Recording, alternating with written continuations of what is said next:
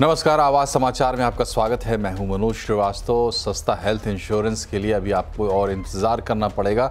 GST council की बैठक में दरें घटाने पर सहमति तो हो गई है, लेकिन दरें कितनी घटाई जाए इस पर कोई फैसला नहीं हो पाया है और इसीलिए इस प्रस्ताव को जीओएम में भेज दिया गया है। Many resident welfare associations have asked what if they do a group insurance for the residents?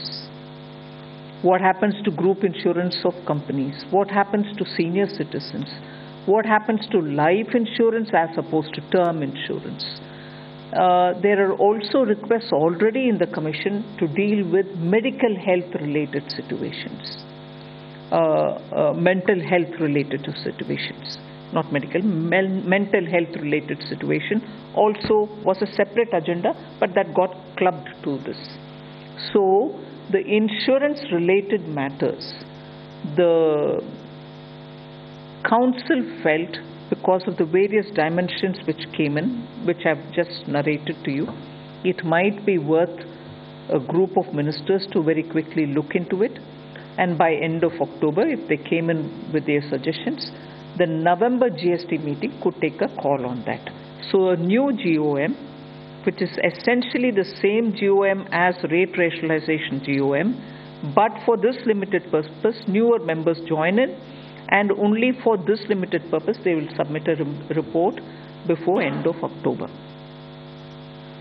Another GOM is for,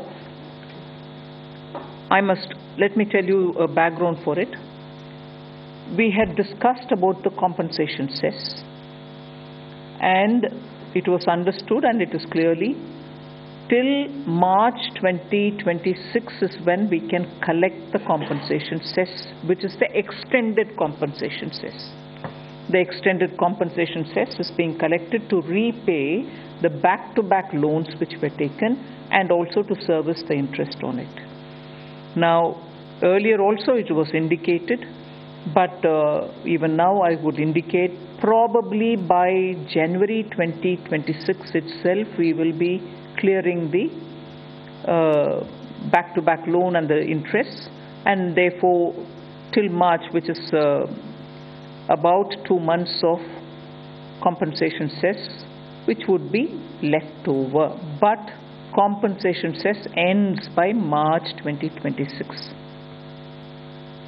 It's always been one of the points in the council to see what are we going to do with that cess collection, which was all the while meant for compensation giving, but after that what is it that we want to do? About that we have been saying we will certainly discuss. So today in the council, the position on compensation cess was very clearly put up, discussed. I'm just showing you a printout, but I'm sure the message will reach you all about what exactly was the situation. So the total cess collection, actual and projected up to March 2025, is 8,66,706 crores. And compensation paid till 5th September 2024 is minus 6,64,203. Back-to-back loan repayable is minus 269,208. So interest on it is about, back-to-back loan is about 51,561, which is negative. So excess compensation to be recovered is a certain amount, and the projected surplus, which I told you will be 2 months of collection, it will be in the range of 40,000 crores. I'm not giving you the exact number, but 40,000 crores is what would be the surplus after paying back the back-to-back and so on. So this was presented, and after that there was a lot of discussion. So we have agreed to form a GOM which will now take it up to study every state and their discussions, because Karnataka minister came up with figures which are applicable to his state. So we've said all other states which want to give theirs We're not compelling anybody, but whoever wants to give can give. And the group of secretaries and others would discuss about it. So they will be, again, a group of ministers who will decide how to go forward in the name of compensation. Says it shall no longer be compensation post March 2026, but that says how to go about it, what to do with it, and so on will be discussed by the group of ministers. Then there is a committee of secretaries also decided today for the purpose of explaining and also deciding on how to take the IGST forward. A detailed discussion was held because today we have a negative balance on IGST.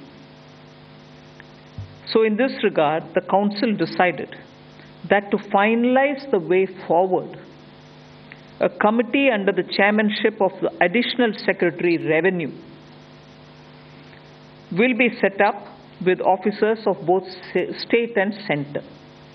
You know, now there is a lot of balance which has to be retrieved from states who had excess IGST given to them over the period.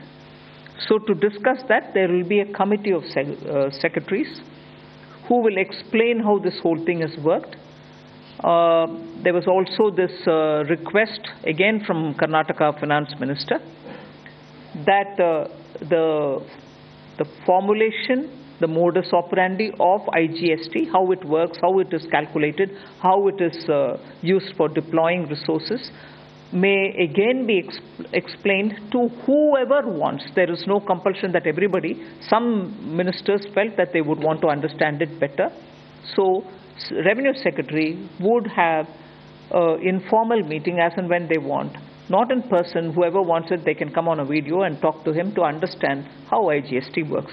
At the moment, the negative balance, which has to be retrieved from some of the states which have had excess payment done, will have to be done.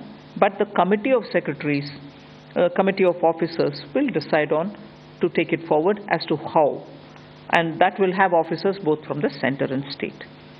So these are the committees and some of the decisions which have been given to committees, some with a very limited time span. I again remind you, on the medical insurance, they'll have to come back by October.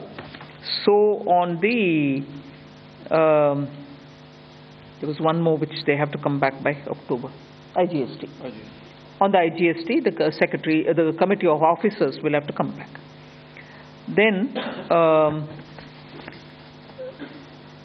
the Council has today decided that funds given for research to state-affiliated universities or universities which are which have come about with state laws, or universities which have come about with central laws, or those institutions which have obtained income tax exemption. So three categories. One, universities and research centers which have been established by a law of the central government. Two, universities and research centers established by a law of the state governments, or those institutions which, as a third category, those institutions which have obtained income tax exemption can receive research funds both from public, which is government, and from private, and they shall not pay GST. They are exempted from paying the GST. So these are some of the main decisions of the GST, but there are a few more which I request the Revenue Secretary and his team to explain, because there are very many more decisions. One of which I would highlight is reduction in the GST rates on specified cancer drugs. You will recall that in the budget we had cut down customs duties. Now, GST rate on cancer drugs are also being brought down. It's being reduced from 12% to 5% in order to further reduce the cost of cancer treatment. Then also decision on namkeens, extruded, expanded savory food items. GST rate on these is being reduced prospectively, not retrospectively, prospectively from 18 to 12%. On metal scrap, reverse charge mechanism on supply of metal scrap from unregistered persons to unregistered person, provided that the supplier shall take registration as and when it crosses the threshold limit. In addition, a recipient who is liable to pay under the RCM shall pay tax even if supplier is under threshold. So largely, I've recalled some of the major decisions, but there are other decisions also which have been taken, which of course I'll invite the Revenue Secretary to elaborate on. The other decisions which have been taken by the Council are relating to exemption for the affiliation charges which are levied by the boards, whether of the center or of the state, for government schools. So this has been exempted. Other clarification that has been approved to be issued by the Council relates to when an ancillary or intermediate services are provided by a GTA, a goods transport agency in the course of transportation of goods by road, and the GTA also issues a consignment note. In such cases, the service will be treated as a composite service, composite supply, and all such ancillary intermediate services like loading, unloading, packing, unpacking, transshipment, warehousing, etc.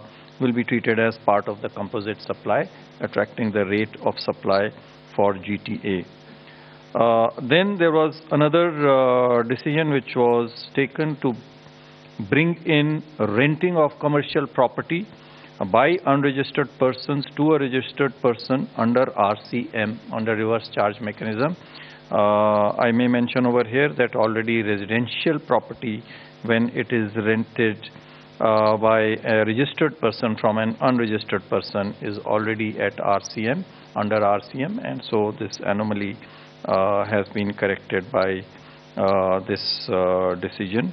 Then there were decisions regarding clarification of place of supply relating to advertising services being provided by Indian companies to foreign entities. It has been clarified that the recipient, which is a foreign entity, will be the place of residence of that particular entity will be the place of supply, so it shall be exempt from GST. Similarly, place of supply for data hosting services provided by service providers located in India to cloud computing services located outside India has also been clarified to the extent that the recipient of this service, which again happens to be outside, shall be the place of recipient. तो ये थी briefing वित्त मंत्री की GST council की meeting के बाद। काफ़ी दिनों से इंतजार था, कई मुद्दे थे जिन पर चर्चा चल रही थी। हमारे सहयोगी लक्ष्मण रॉय हमसे जुड़ गए हैं। बताइए लक्ष्मण जी, आज की मीटिंग से क्या क्या निकला? देखिए, आज की मीटिंग में कहें तो कई सारे मुद्दे पे जिस पे अटकलें चल रही थी उस पे एक तरह से सफाई आती दिख रही है और कुछ महत्वपूर्ण फैसले भी लिए गए।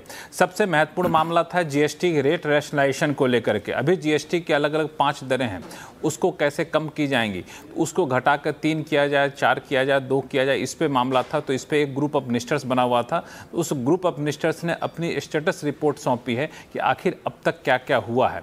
तो इस पर एक अपडेट यहाँ पर निकल कर सामने आया है। दूसरा, ऑनलाइन गेमिंग और कैसीनो को लेकर के भी ग्रुप ऑफ मिनिस्टर्स का गठन किया गया था। उसने भी अपना स्टेटस रिपोर्ट दिया है, लेकिन इस स्टेटस रिपोर्ट पर पेश करते हुए जो सबसे महत्वपूर्ण बात निकल कर सामने आई है वो ये है कि ऑनलाइन गेमिंग में और कैसीनो में जो रेवेन्यू है वो जीएसटी के नोटिफिकेशन जारी होने के 6 महीने के बाद के दौरान कहें तो काफ़ी ज़्यादा बढ़ा है। तो एक तरीके से कहें इस पे रेट कम होने की गुंजाइश या संभावना कम होती दिख रही है इस आंकड़ों को जब वित्त मंत्री ने पेश किया उसके बाद। दूसरी महत्वपूर्ण बात थी वो थी सबसे ज़्यादा राजनीतिक रूप से संवेदनशील मामला था, वो था आपको हेल्थ इंश्योरेंस को लेकर के। हेल्थ इंश्योरेंस, मेडिकल इंश्योरेंस पे जो प्रीमियम देते हैं उस पर जीएसटी लगाने का जो मामला था, इस पर 18% अभी जीएसटी है। इस पे अलग अलग विकल्प सौंपे गए, लेकिन काउंसिल की बैठक के दौरान कई सारे मुद्दे निकल कर आए, तो फिर इस पे भी एक ग्रुप ऑफ मिनिस्टर्स का गठन कर दिया गया है। ये ग्रुप ऑफ मिनिस्टर्स अक्टूबर के आखिर तक यानी अगले 1.5 महीने के भीतर अपनी रिपोर्ट सौंपेगा और उस रिपोर्ट आने के बाद नवंबर में जीएसटी काउंसिल की अगली बैठक होगी और फिर यहाँ पर अंतिम फैसला लिया जाएगा। लेकिन जिस तरीके से बातचीत हुई काउंसिल की बैठक में, एक बात तो तय है कि हेल्थ इंश्योरेंस, लाइफ इंश्योरेंस के प्रीमियम पर जीएसटी की दरें कम होंगी, लेकिन कैसे कम होंगी, क्या क्या शर्तें रहेगी, वो यहाँ पे देखा जाएगा। मिसाल के तौर पर ग्रुप हेल्थ इंश्योरेंस होता है, उनका क्या होगा, मेंटल हेल्थ इंश्योरेंस की पॉलिसी का क्या होगा, लाइफ इंश्योरेंस, टर्म इंश्योरेंस का क्या होगा, ये सारी बारीकियां ग्रुप ऑफ मिनिस्टर्स तय करेगा। उसके बाद अगली बैठक में इस पर फैसला यहाँ पर लिया जाएगा। दूसरी जो महत्वपूर्ण बात थी वो थी आपको खासतौर से कंपनसेशन सेस को लेकर काफ़ी ज़्यादा राज्य डिमांड कर रहे थे कि आगे इसको जारी रखना है कि नहीं रखना है, तो इसके लिए भी एक समूह बनाया गया है, मंत्रियों का समूह बनाया गया है। ये मंत्रियों का समूह जो है ये अपनी सिफारिश देगा, उसके बाद इस पर अंतिम फैसला लिया जाएगा। तो इस तरह से कई सारे मुद्दे थे, कुछ पे जो तत्काल फैसला लिया जाना तत्काल फैसला ले लिया गया, जैसे कैंसर की दवाओं पर जीएसटी हटाने का फैसला था वो यहाँ पर फैसला ले लिया गया है। इस तरह से नमकीन पर जीएसटी था, जीएसटी की दरें घटाने का प्रस्ताव था, उस पर भी फैसला ले लिया गया है। सरकारी यूनिवर्सिटी चाहे केंद्र सरकार की हो, राज्य सरकार की हो, उनके पास जो फंड आता है रिसर्च के लिए, उस पर जीएसटी से राहत देने का प्रस्ताव था, वो भी राहत देने का फैसला ले लिया गया है। तो ये सारे फैसले भी ले गए, कुछ फैसले को फिलहाल के लिए टाल दिया गया है। जी, तो ये था आज की बैठक का लब्बो-लुबाब। और अब हमारे साथ रस्तोगी चैम्बर्स के फाउंडर अभिषेक रस्तोगी साहब हैं। रस्तोगी साहब, आपका बहुत बहुत स्वागत है सीएनबीसी आवाज़ पर। सुना आपने आज की बैठक से क्या निकला? बड़ा मुद्दा रैशनलाइजेशन का था और एक जिसकी बहुत ज़्यादा चर्चा थी इंश्योरेंस वाले मुद्दे की। आपके फर्स्ट रिएक्शंस क्या हैं इन पर? देखिए, जहां तक कि रेट रैशनलाइजेशन की बात है, ये एक बड़ा मुद्दा है और इसका इंपैक्ट रेवेन्यू से डायरेक्टली कोरिलेटेड है। तो स्टेट्स को ऑन बोर्ड आना ही पड़ेगा। एंड ये ठीक है कि सब लोग मिलके इस पर एक डिसीजन लें, तो क्योंकि आने वाले समय में जो रेट रीजिग होगा उसका इंपैक्ट स्टेट्स पर भी पड़ेगा। मगर जब हम रेट रैशनलाइजेशन की बात करते हैं या किसी भी सेक्टर के रेट को बढ़ाने की या घटाने की बात करते हैं, तो हम जनरली घटाने की बात करते हैं। हमें एक प्रोविजन है जो दिमाग में रखना पड़ेगा, वो है एंटी प्रॉफिटेरिंग का। एंटी प्रॉफिटेरिंग का जो सनसेट क्लॉज है वो मार्च में आ जाएगा। इसीलिए जो भी रेट्स का चेंज होना है या जो भी इन कमिटीज ने या जीओएम्स ने रेट पे डिसीजन लेने हैं, या वो रेट रैशनलाइजेशन के हों, रियल एस्टेट के हों, इंश्योरेंस सेक्टर के हों या जिसके भी हों, वो इंप्लीमेंटेशन ऑफ डेट एंटी प्रॉफिटेरिंग से पहले आना चाहिए। क्योंकि अगर सनसेट क्लॉज हो गया, एंटी प्रॉफिटेरिंग ही नहीं लगी, तो क्या कंज्यूमर को वो बेनिफिट मिलेगा और क्या ये सेक्टर्स कंज्यूमर्स को वो बेनिफिट पास ऑन करेंगे, वो एक मुख्य प्रश्न है जो सामने रहेगा। इसीलिए ये जो भी डिसीजन लिया जाए वो एक टाइम बाउंड मैनर में अगर लिया गया तो वो कंज्यूमर को बेनिफिट देता है। ये पहली चीज है। दूसरी बात, जहां तक कि इंश्योरेंस के रेट का सवाल है, देखिए 9,000 8,000 करोड़ रुपए कंट्रीब्यूट करता है इंश्योरेंस सेक्टर जीएसटी को। हर एक इंश्योरेंस पॉलिसी पर ऐसा नहीं लगता कि रेट 18% से होके कम हो जाएगा। और ये हमने सुबह भी आज बताया था काउंसिल मीटिंग से शुरू होने से पहले कि इसमें कुछ ऐसे इंपॉर्टेंट क्राइटेरिया लाए जाएंगे जिससे कि बेनिफिट मिले। फॉर इंस्टेंस सीनियर सिटीजन्स को बेनिफिट मिले, हेल्थ इंश्योरेंस पे कुछ बेनिफिट मिले, क्योंकि सीनियर सिटीजन्स के लिए वो insurance policies, medical insurance policies already बहुत हाई रेट पर हैं, वो उनका प्रीमियम बहुत ज्यादा होता है। तो उस पर अगर ये एग्जेम्पशन दी जाए और शुरुआत उस एग्जेम्पशन से करी जाए, तो क्या होगा कि बहुत ज्यादा रेवेन्यू लॉस भी नहीं होगा और स्टेट्स को भी इतना नुकसान नहीं होगा, और जो एक्चुअल नीडी लोग हैं उनको उसका जीएसटी का लाभ मिलेगा। तो ऐसे कुछ डिसीजंस के लिए ये करेक्ट तरीका है कि ये जीओएम्स फॉर्म करी गई हैं जिससे ये डिसीजंस कलेक्टिवली लिए जाएं। जी अभिषेक साहब, एक और सवाल है, चूंकि आज तो जो बैठक हुई है, लेकिन बड़ा एक सवाल है पूरी दिशा को लेकर। जीएसटी की जो बेसिक फिलॉसफी थी, और जब ये जीएसटी आई थी तब ये कहा गया था कि इसका फ़ायदा कैसे कंज्यूमर को पास ऑन होगा, और होगा ऐसा भरोसा दिया गया था। तो रैशनलाइजेशन का पर्पस ये है कि जो जीएसटी आने से पहले टैक्स हम भर रहे थे कई चीज़ों में, उससे ऊपर के लेवल का, चूंकि हमारे पास 4 ही टीयर्स थे, तो रैशनलाइजेशन पूरा एटीट्यूड 7 साल के बाद देखकर आपको क्या लग रहा है, जीएसटी किधर जा रही है? देखिए, मैं बिल्कुल फ्रैंकली ये बात बताता हूं कि अगर हमारा आज जीएसटी कलेक्शन 2 लाख करोड़ हो गया है, तो आप उसको कंपेयर करिए 3-4 साल पहले जब वो 1 लाख करोड़ होता था, विच मीन्स ऑलमोस्ट डबल हो गया है।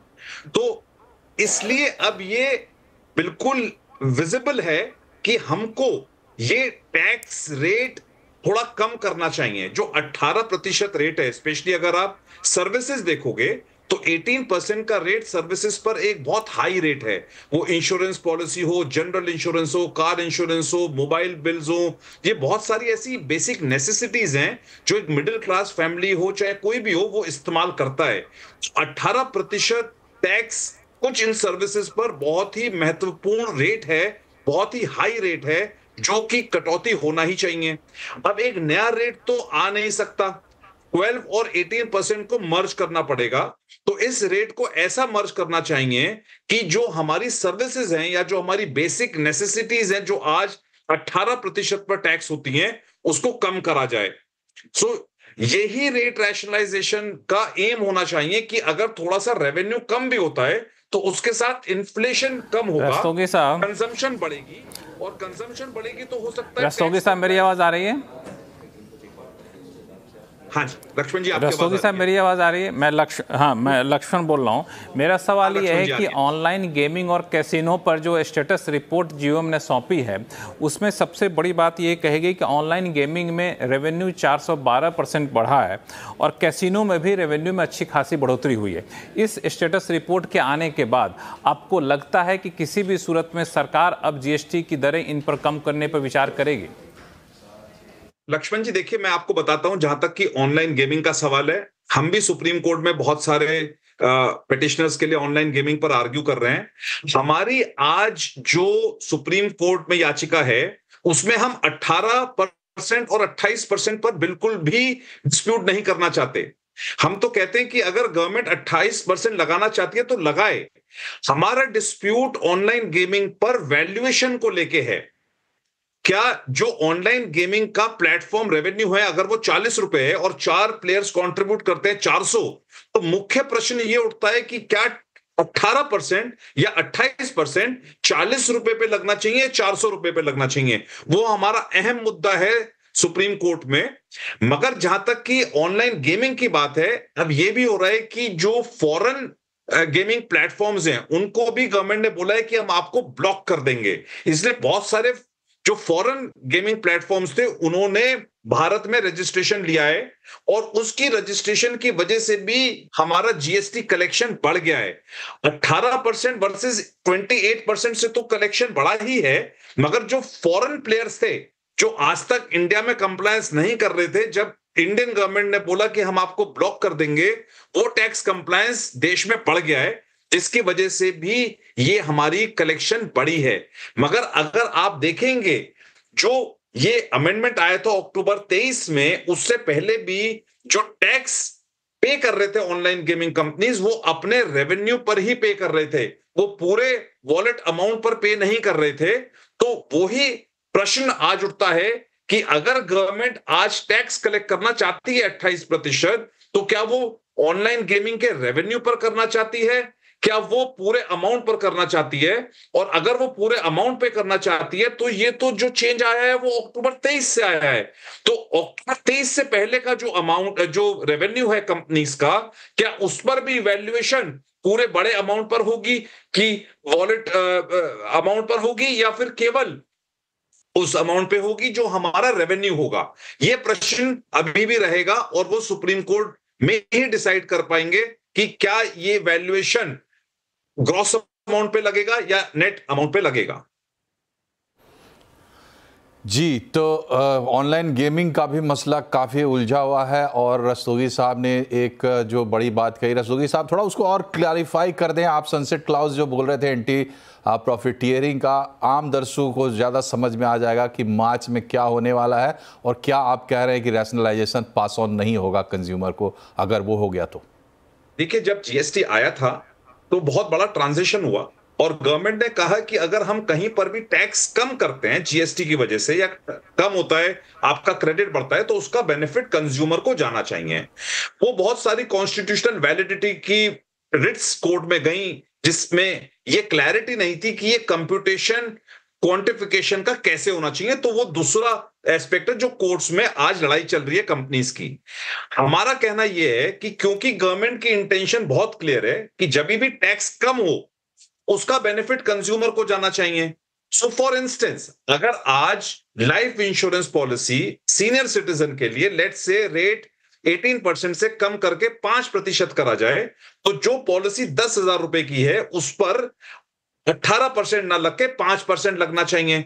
तो अब प्रश्न यह आता है कि जब ये पॉलिसीज अब दी जाएंगी, क्या वो पॉलिसी का बेस प्राइस 10,000 ही रहेगा, या ये इंश्योरेंस कंपनीज उस पॉलिसी के प्राइस को बढ़ा देंगी? अगर ये मार्केट में चेंज आता है, रेट का चेंज आता है, और ये चेंज आता है 1 अप्रैल से, तो उसका लाभ देना मैंडेटरी नहीं है कंपनीज को, क्योंकि तब एंटी प्रॉफिटियरिंग का सनसेट हो जाएगा। अगर ये चेंज उससे पहले आता है तो कंपनीज के लिए ये मैंडेटरी होगा कि वो जो गवर्नमेंट ने बेनिफिट दिया है टैक्स का, उसका बेनिफिट का जो लाभ है वो अल्टीमेट कंज्यूमर को मिले। तो इसलिए ये अत्यंत आवश्यक होता है कि 31 मार्च से पहले बड़े डिसीजन लिए जाएं और उनको इंप्लीमेंट करके रेट को रिड्यूस 31 मार्च से पहले करा जाए। बहुत बहुत शुक्रिया आपका रस्तोगी साहब, बात साफ हो गई। मार्च तक वो क्लॉज है तो उसका एक फायदा भी लेना चाहिए, तभी हमारे ग्राहकों तक उसका फायदा पहुंचेगा। आप दोनों का बहुत बहुत शुक्रिया हमसे जुड़ने के लिए।